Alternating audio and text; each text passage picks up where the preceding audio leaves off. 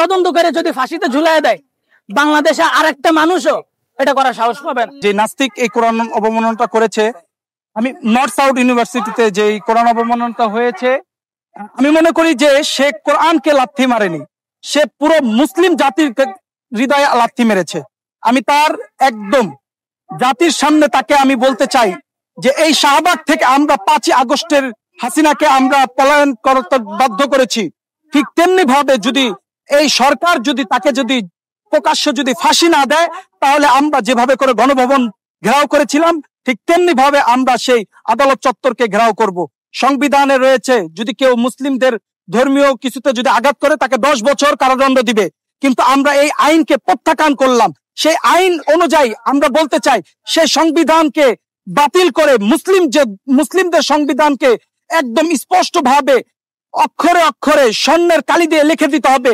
যদি কোনো নাস্তিক যদি কোনো মুসলিমদেরকে মুসলিমের কোরআন বা রাসূল সাল্লাল্লাহু আলাইহি ওয়াসাল্লামের নামের কোনো কুতুবদি করে, তাহলে তাকে অবশ্যই জাতির সামনে ফাঁসি দিতে হবে। যেমনি করে কাদির মোল্লাকে ফাঁসি দেওয়া হয়েছে কি বলে, রাজাকার বলে। তার দোষ ছিল কি, সে দেশের সাথে গাদ্দারি করেছে। ঠিক তেমনি ভাবে আমি বলতে চাই আল্লাহ এবং আল্লাহ রাসূলের কোনো কিছু নিয়ে কোনো কুতুবদি করবে, আমরা মুসলিম জাতি হিসাবে আমরা মানব না। মুসলিম জাতি হিসাবে আমরা মুসলিম জাতি হিসাবে প্রতিবাদ করব এবং মুসলিম জাতি হিসাবে আমরা তাকে আমরা কি করব, প্রতিহত করব।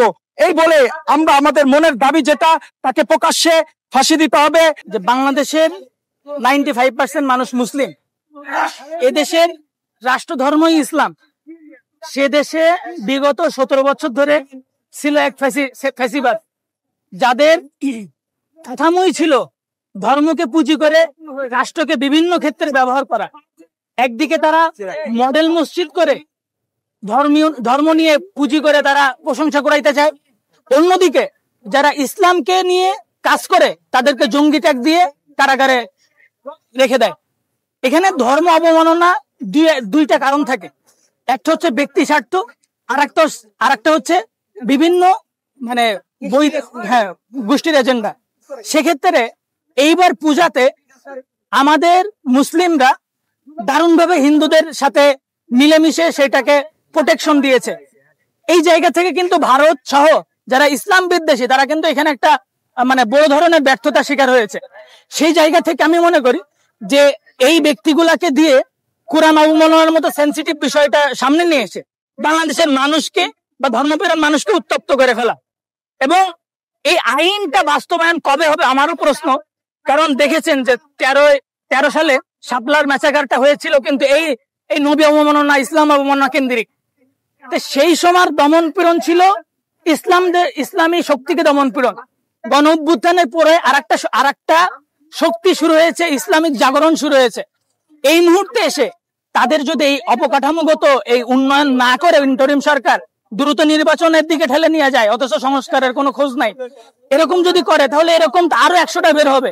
দেখেন নর্থ সাউথের ছাত্র যেদিন করলো, গতকালকে সাতক্ষীরা একটা ছেলে করলো, আবার রাতের বেলা একটা মহিলা আবার এই অবমাননা করলো। এটা হইতেই থাকবে।